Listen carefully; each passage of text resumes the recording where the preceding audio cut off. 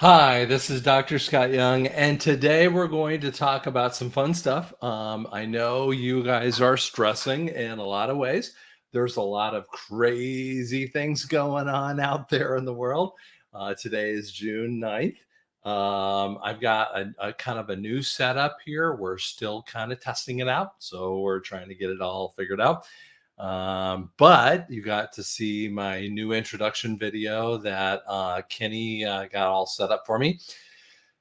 Now, I still have a bit of a cough. There's a lot of attack on truthers. I got to tell you guys, you really need to pray for truthers right now. I cannot explain how many truthers I have talked to who are in a level of attack that you guys, I, I don't know how to explain, but there's just a ton of us that are getting attacked health wise. Pray for us. Okay. So please don't give us your health related fixes. Okay. We're all going through this, but it's real easy to say we're in the end times. I heard a guy just this morning was going on and he was like, we're in the book of Revelations. And I'm like, oh, dude, please stop doing that. And I'm like, and I go, what? Why do you say that, Scott? Okay, let me kind of back up and kind of give you an idea of why I say that. I'm sorry, my camera likes to move around with me. Um, for 37 years, when I do something, I do a super, super deep dive. Let me move my camera around. When I do a deep dive, I go so deep, it's not funny. So it doesn't matter whether it's backward masking, whether it's end time issues, or whatever that might be.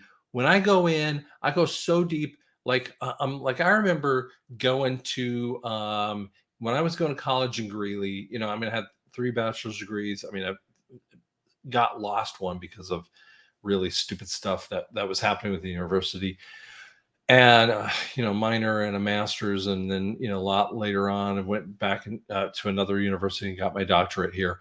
But but I when I would study things, I would go to Christian bookstore, and then in Tulsa and other places, and I would go to the Christian bookstore, and I would get every single book on end time issues. And I mean everything. I mean, they all knew who I was. And I mean, over the years, I would voraciously read books. My mom was like amazing at it. She could read 1,000-page Michener books in like 3 weeks. I got good at reading books real fast, but not like that. Okay, so not as crazy at that. But I mean, I read everything, and then I started realizing, hey man, shouldn't you like kind of read the Bible? And through beginning of college, I would read through the Bible all the way through, and then I would just read all of those end time passages, and I got fascinated by it. And so that's the kind of way that I study things. And so then I would get into proving that the Bible was true. So that's the level of apologetics that I do. Because if the Bible was talking about end time issues, I had to know if it was true. Now there's a full on attack on the Bible. Now it's coming from Satan, and yet it's also coming from the Q crowd. You guys don't understand. It's coming from the people, the patriots out there, and they're talking about like in the dumb tunnels, and I'm not saying in a bad way, dumb, like stupid. I'm talking about the dumbs, that they're saying, well, they've messed it up, and I can prove to you that the Bible has never been rewritten. Do you know that in Ezekiel 38 and 39, there's cell phone technology information, there's airplane information, there's air-to-air missiles, ground-to-air missiles? What? Did you know that there's information, medical information in John 19:31 through 37? Yeah, 37. I remember that for a second. That intimates that Jesus, there's no way to show any other way that he died on the cross. And at verse 20:21 or 20 verse 1 that he rose from the dead. What? What? Proof. In Hebrews 4:12, absolute proof, medical proof of things that shouldn't be in there. Over and over. That is the kind of stuff that I love doing.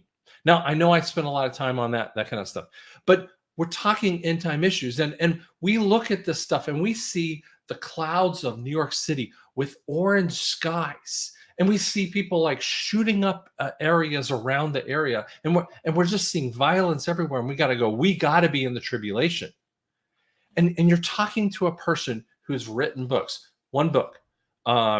How he lived an undead life. This is the fifth trumpet. If you read this book, this will scare the snot out of you. Here's another book called Foretold.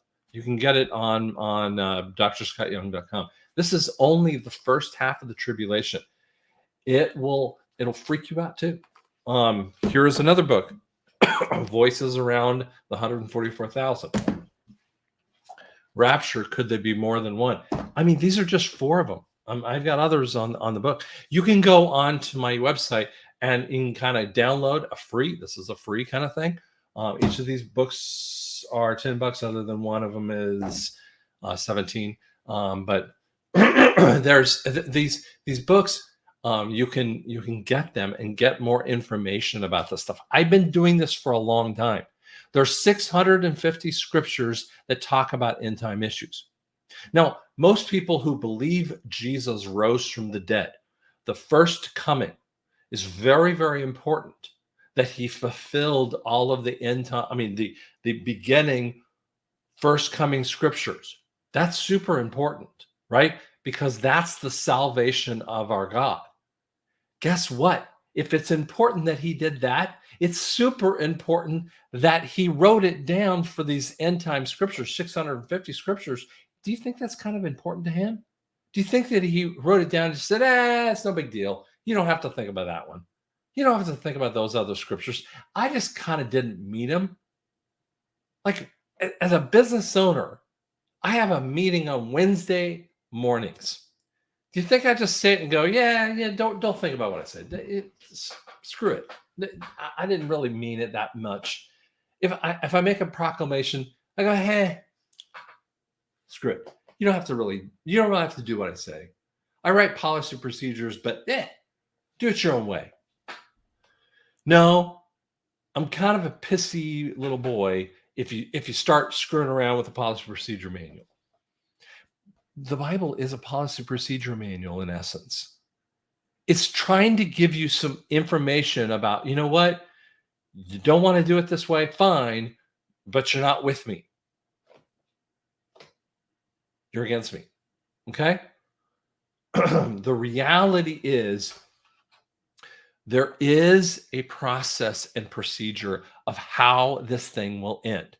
Now, I kind of want to throw out some issues too. So I'm going to show you something here. We have this part, and we think there's just this good and evil kind of thing. And then we see things like, this is a little bit older one. We see, we see, Nancy Pelosi, or what is this? Not Nancy Pelosi. We see this idiot. By the way, she didn't look that good. And we see her, and we see just we look at that person, and we go, God, she's the embodiment of evil. And I go, you know what? There's a lot worse than her. And then we see him, the Pope, and Ghost Ezra. Actually, I think this idiot, is gone. And yet we see that person and we go, well, maybe, maybe this dude is gone. And yet he could be the false prophet. And we kind of put it out there and go, well, that might be the false prophet. And I'm like, oh, well, maybe. And then we kind of look at, and we see other things like the hanging gallows. And I know this is a pulled image out there too. The gallows that might have been up front and around January, February of 2021 out front of the White House. It's possible that was. And then we see things like this, some of these really weird things of the fourth trumpet.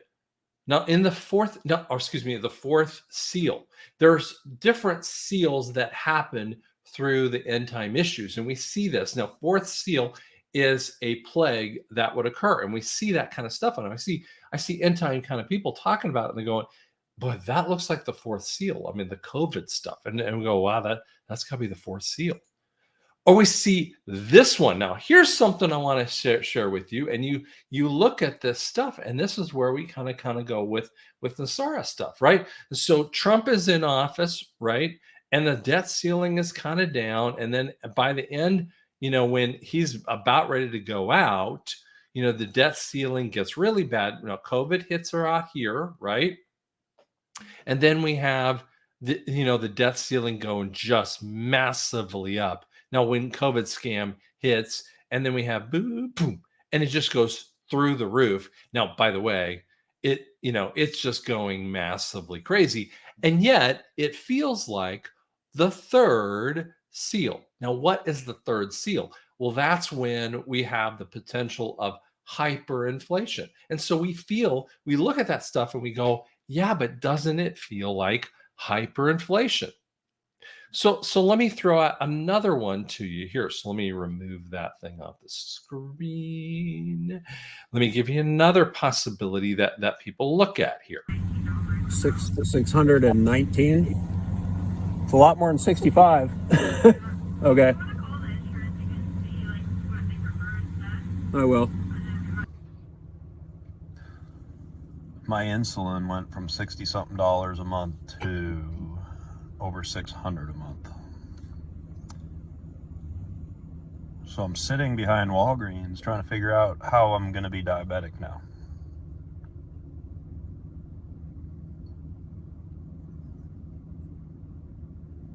Does this unite us?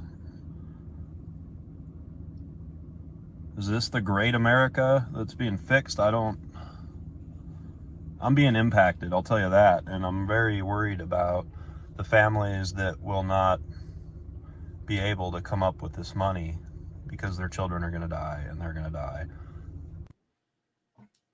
That's the kind of stuff that people, just are freaking about. And they're looking at that going, I don't know how to do it. I mean, electricity and gas bills and all these other things are hitting, and people going, I just can't afford it.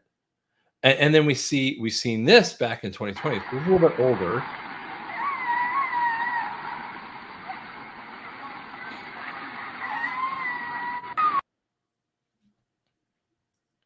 And we see these quarantine camps, and that's a type of, a fourth seal. And we see all these things, and they create this fear, and they create a fear that just pulls us in there. And I saw a woman, her starts with an M, and I'm not going to get into her name, but she brings up all kinds of, we're going through the tribulation right now, and we're about ready into the 1,000 years of peace. And that's what NASARA is. And I see another guy, starts with a B, and he starts saying this same kind of stuff. And I'm going, where do you come up with that? And I'm just like, where do you come up with that? I'm going, do you not study the Bible? I mean, do you not spend any time in the Word and knowing what the Word actually says about it? I mean, because that's what I've spent my life on, and looking at what the Word actually says. And it's easy to get into fear. And we look around at the events of the world, and it presses in on us. I'll give you an example. Here's another fear point that hits us with this. And this is the kind of stuff that gets us really heavy fear points. But today, it's only worth $30,000. And on top of that, you can know the market is crashing. This is why the car market is crashing. Imagine you bought a car in 2021 for $50,000, but today it's only worth $30,000. And on top of that, you can no longer afford the $750 monthly payment. You can't sell it because you don't have the $20,000 due to being underwater, and you can't refi because of how significant interest rates have risen. What do? A lot of people are walking away. You're seeing a flood to the repo market, now an influx of used cars, and why the used car market is collapsing. Dude, I mean, we have, I mean, I could show you other ones, but you know, we could go through this other ways. I mean, in San Francisco, there is a hotel, and this is not just one, but there's a ton of these hotels are going like this. And where we could go hotel after hotel after hotel. You have a hotel that goes out. And basically they're going over Wells Fargo and they say, oh, well, we could refi the hotel and we're negotiating. Oh, baloney, guys. They're just turning over the keys and going, we're done. They have no ability. They're giving it over to Wells Fargo, the bank, and saying, we're done. And the bank doesn't have the ability to run that thing. There's nothing left for them. This is the kind of stuff that is untenable. And what it leads us to is a collapse to this level.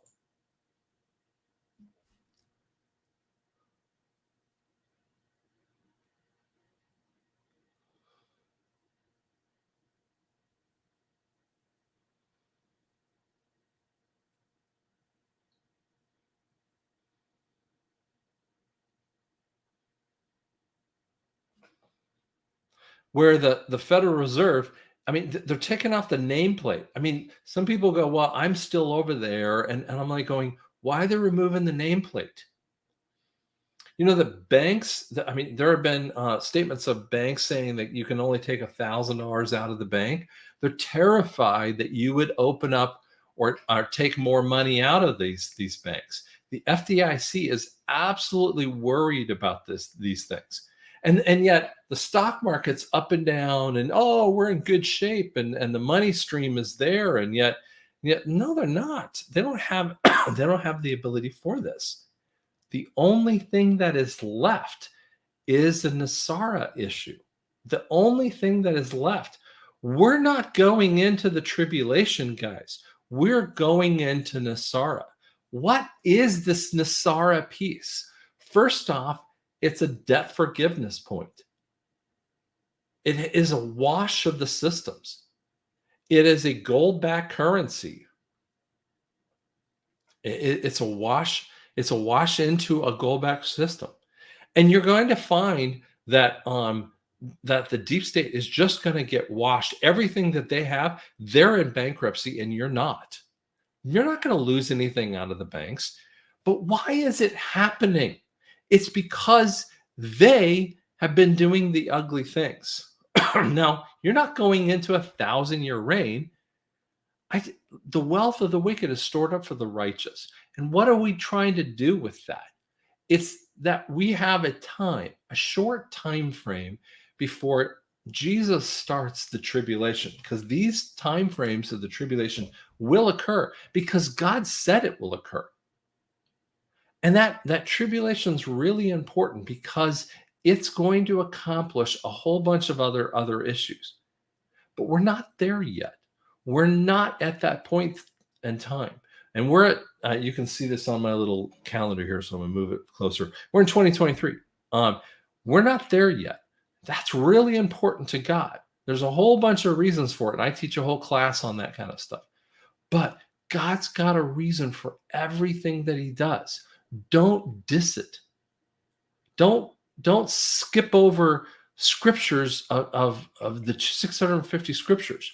Did you know in Revelation 22, and as I end this point here, we're doing just a short one here today, but Revelation 22, I think it's verse 12, but it basically says, here's the Scott version, if you pitch out scriptures that are in the prophecy of this book, I'm going to pitch you out of this book. Man, if that's what you want to do, that's your choice. But I really don't want to be pitched out of the book. I don't want to be pitched out of the book of life. That's what it actually stipulates. If that's your decision, that's a choice that I think would be a scary thing. Choose this day the life that you want to live. You are the bride of Christ. God has got a really good thing for you. And don't live in fear. Man, if you're watching something and you're listening to something and it's making you fearful, don't be in fear. He's got amazing things for you.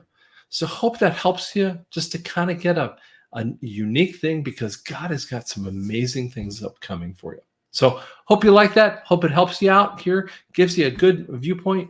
Get back into the Word, because that's what centers you. Thanks so much.